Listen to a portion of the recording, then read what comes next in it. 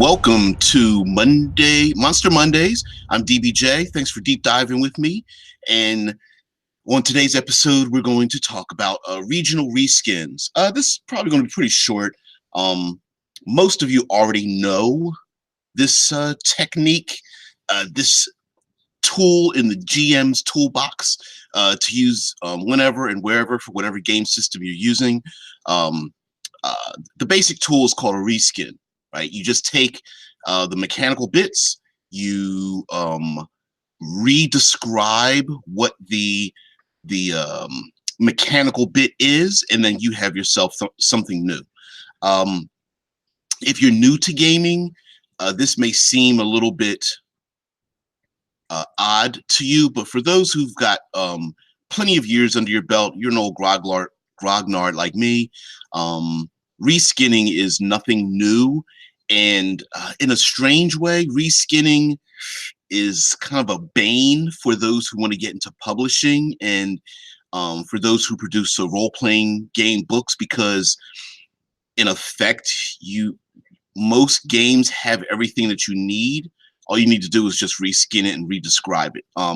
There's nothing wrong with, for example, in 5th edition's Dungeons and Dragons, you're like, hey, I want to make something modern. You could just reskin crossbows into handguns and you're done. You don't have to change any of the mechanical bits, nothing. But you know, we intellectual types in role-playing games, and yes, we pretty much dominate a lot of the brainosphere. We like to think and rethink and rehash and redo a lot of mechanical bits to come up with something new. That's why monster books are very popular. Tome of Foes and Mordenkainen's book and Xanathar's Guide and those kind of things are very popular because sometimes we don't have a lot of time. So we want to, grab as many new creatures as we can. And it's a good way of looking at things from a new angle. But if you don't have access to those books, either financially or through time or your energy or your resources, a regional reskin is very good. What is a regional reskin, in my opinion? Well, take all of your basic creatures that you have, ones that you either find are far too boring, or you haven't used in a while, or don't really have any, they don't have that special something, that special je ne sais quoi. Layering a particular region over top of them and making them something that is special to that area is a good way of making something extremely unique. All right, so take your giant spiders, your ogres, your flying creatures like a manticore or something like that, and then making them adapted to an Arctic region, a desert, deep jungles, underground into the Underdark, onto other planes of existence, into the heart of a volcano. Those kind of things can really change the way they are and what they are. If you allow yourself to not be shackled by real life biological processes, which I guess you shouldn't if you're thinking of like ogres and giant spiders and manticores, but very easy thing to do. So, for example, you take your giant spider, you put them in the Arctic. Maybe the giant spider spins webs across cracks in the glaciers, and then the ogre wears, polar bear skins and has a pale skin and is able to hide in the tundra and the blizzard, almost unseen. Maybe the manticore has his tail spikes are like icicles or something like that. So also, if you are like me and you like to use the third pillar of a gaming, the first pillar, combat; second pillar, social interaction; third pillar, exploration, the environment, the area that is around. If that becomes a hazard or an obstacle for your player characters, those creatures may be adapted to it and are not harmed by it, making them far more dangerous, far more lethal. So, um, giving them the ability to be adapted to that region is a very good skill. And by thinking about, well, how do I adapt an ooze or an ogre or a manticore to a desert or a mountain region or into a swamp or jungle or something like that, um, may give you hints about how they live, what their objectives are, what kind of havens they live in, and those kind of things. Now, a secondary portion of reskinning, which I should actually probably do a another video on the idea of reskinning itself. But anyway, with reskinning, your first objective is to keep the mechanical bits the same, but to layer enough over top of it that maybe the creature isn't recognized for what it is any longer. So instead of a spider and describing it like a spider with 8 legs and eyes and spinning a web in the whole 9 yards, you could describe it as something that's unique to your world, whether it's a strange, spindly armed and legged humanoid that is able to, vomit up adhesive goo or something. Or maybe the spider is a mechanical creature instead of a biological one. And it lives in a world of technology, and the webs that it spins help with the cables and, I don't know, fiber optic cables that spin throughout the city or something like that. I mean, you could come up with all kinds of business by reskinning and just reimagining what they are. The second part of reskinning is to change one or maybe 2 fiddly bits so that it is more adapted to the region that it lives in. So, for example, you could give the creature a new movement type or modified movement type. So, for example, if you wanted to take, a spider or a manticore or an ogre or an ooze and put it underwater, it now has a swimming speed instead of maybe a land speed. The ogre may have a aquatic mermaid type lower body, merfolk from the waist down. So maybe it doesn't have a land speed, but it does have a swim speed. But you still use the stats of an ogre.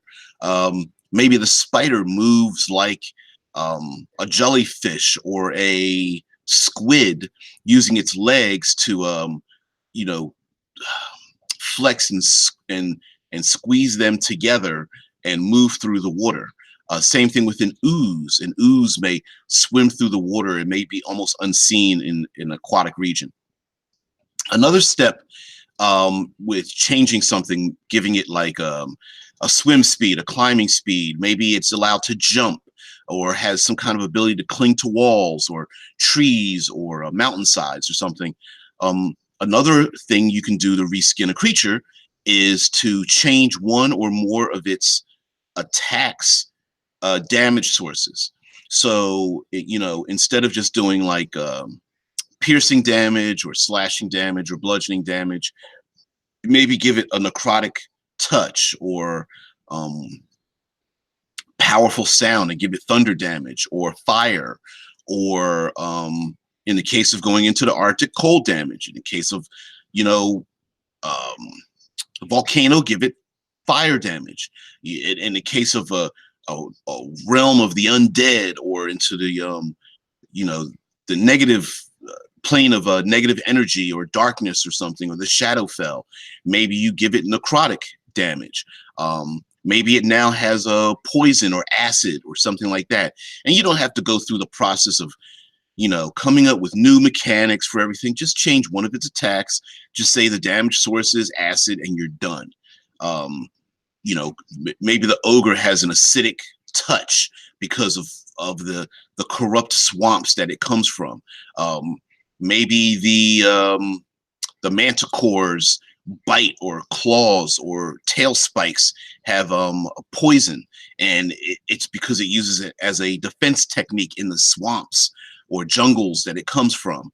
Um, in the Arctic region, just the sheer just being enveloped by the giant spider causes cold damage or something like that, or its bite will freeze you to the touch, and the spider is able to munch upon the the cold residue from the dead bodies of the things trapped in its spidery web of frigid cold or whatever.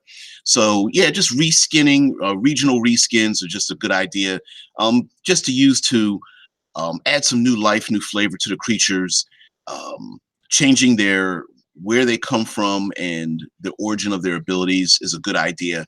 A very good example that already exists is yellow musk mold, which is a plant that kills biological life and then reanimates it.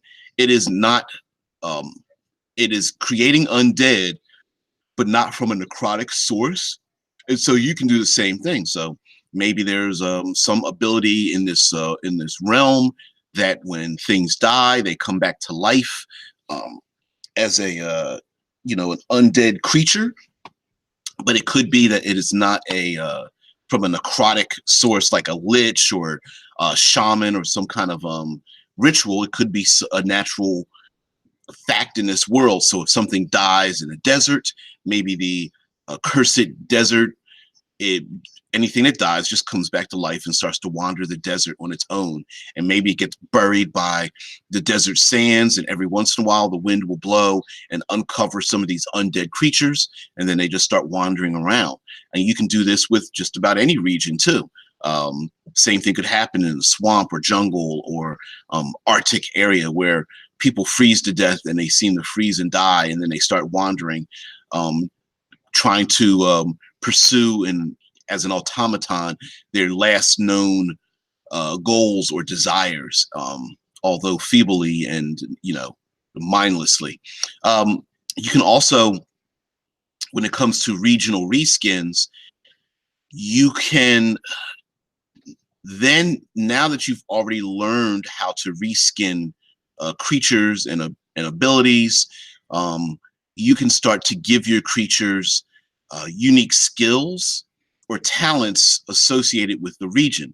So for a very popular one, and one that would make a lot of sense, would be the ability to camouflage themselves in a particular region, um, especially in the Arctic when you have blizzards, in the desert where you have sandstorms, in the jungles or swamps where there may be torrential rains. The creatures may use the the region and the environment to its advantage by staying hidden, by staying out of range, um, by staying in a location that gives it an advantage so that it can sneak up on its prey, unseen from afar.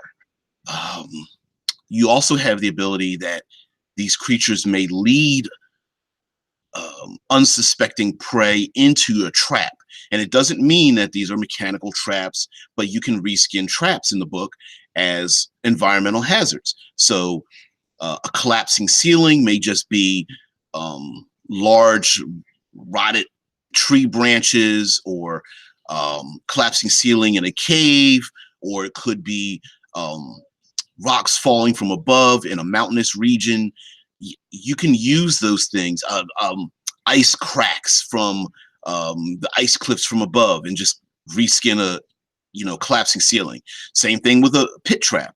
It's not a mechanical pit trap. It is, you're walking across thin ice and you fall down. You're in a mountainous region, you walk across crumbling stone, you fall down into a crevice. You're in a jungle or a swamp, you're walking along and you slip down into a murky pit of mold and rotted wood or something like that. So yes, you can reskin the mechanical traps into your region, and then have your creatures try to lead or lure or ambush the PCs as they stumble into these natural trap formations.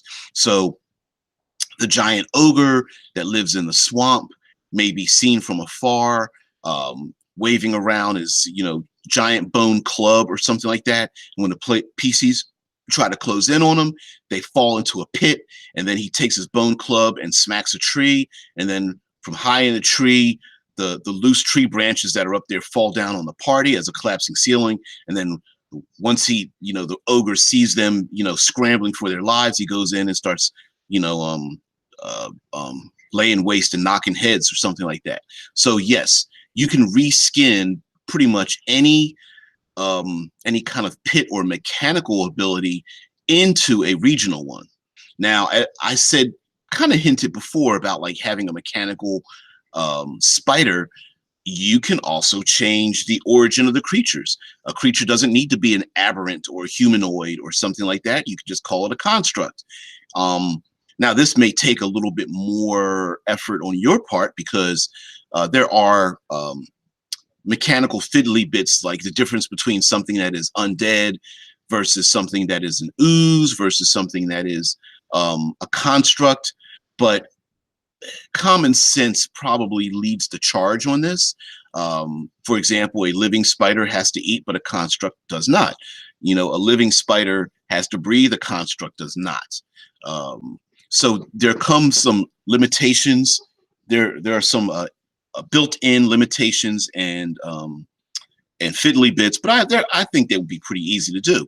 So you could take your giant spider, your manticore, your ogres, your oozes, creatures like that, and make them high tech, technological. An ooze could come from irradiated or chemical sources in a barrel or something like that. An ogre may be the epitome of the overuse of nanotech and steroids, and they're big juicers or something, and they're supersized, their muscles like bodyguards, increased tenfold or something like that, ready to they're increased, their strength and muscular structure is increased tenfold, but so is their livelihood. Instead of living 100 years, you probably only have a lifespan of 10 years or something, as they serve some crime lord or whatever. A manticore could be a drone, some kind of a floating drone with multiple copter blades, and its tail, instead of a tail spike, it shoots flechettes out at opponents, and then you can give it some other little talents and things where it maneuvers around archaeological skyscrapes and such, and it has a radio signal to some other bad guys, and again, maybe it leads the PCs into like dangerous territory, dangerous waters. So anyway, just thought I'd try to give out some kind of hints, some kind of ways to use the regions to reskin some of the overused or barely used or boring creatures in your world.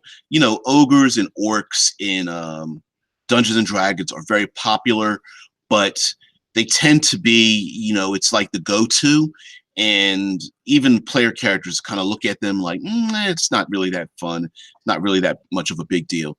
And so instead, what you can do is when you reskin them to your regions, you can have various tribes in your world, and instead of just going, okay, well, this is the humanoid, goblinoid section of my world, maybe they have different outlooks in your world. So the orcs in the Arctic region may be a different culture than the orcs in the mountains, which might be a different culture than the orcs on the coastline, which might be different than the orcs in the desert, in the swamps and such.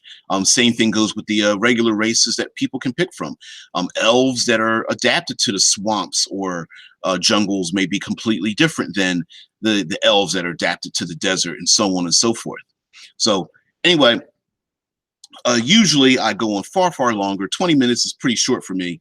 So just wanted to give a couple of ideas, a couple of shout outs to things. Oh, hey, Prue, what's going on? They could very well have different hunting and battle tactics. And you know what?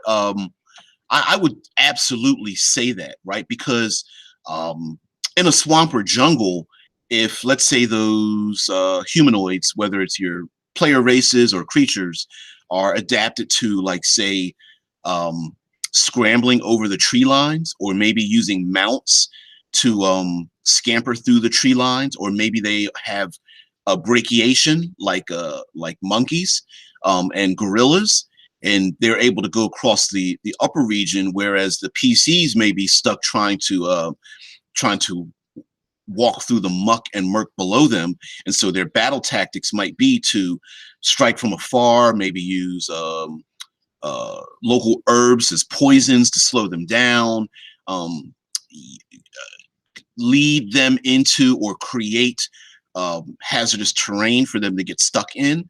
And then, of course, you can start again reskinning.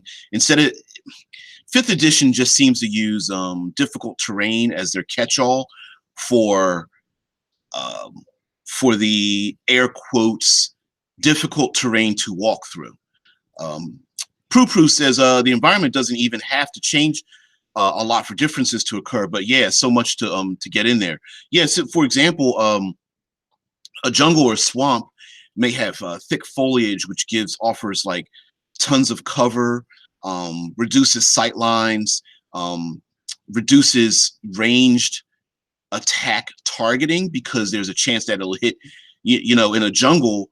It may hit a tree out to 10 or 15 feet, whereas in desert, there are no trees to hit. You have very long sight lines, unless, of course, you have sand dunes, which may be the players have to scramble up and down sand dunes to get to their prey. And so those elves that live in the trees and the jungles and the swamps may be um, tuck themselves into the desert sands and then pull unsuspecting people down into the desert sands. And like I said, you can reskin traps, whether they are a natural formation of the environment or they are formed from the people or creatures that live there, but they take advantage of the natural environment. So instead of a pit trap, it is quicksand or a sinkhole. And the hunters know that this is where the sinkhole is, so we're going to set up all of our stuff around here. And one of our party is going to be a scout. They're going to see the scout. They're going to run past or around or jump over the quicksand or the sinkhole, and then the player characters come after them. Boom! Somebody gets sucked down inside of it. Use your pit trap or change things around. Maybe the pit trap doesn't cause damage if they slide into it, but it is 30 feet deep instead of like your average 10 feet deep. Or instead of taking damage, they become restrained and they have to make a strength check against a DC of 10 or 15 or 18 or something to scramble their way out. And so then here we go with our challenges and our ability to create obstacles for our player characters. Do you leave the dwarf down in a sinkhole, or do you attack the enemy? Do you give this person, the halfling, a strength advantage to get out because with the help action by lending down a hand or a rope, or do you just leave them to their own devices?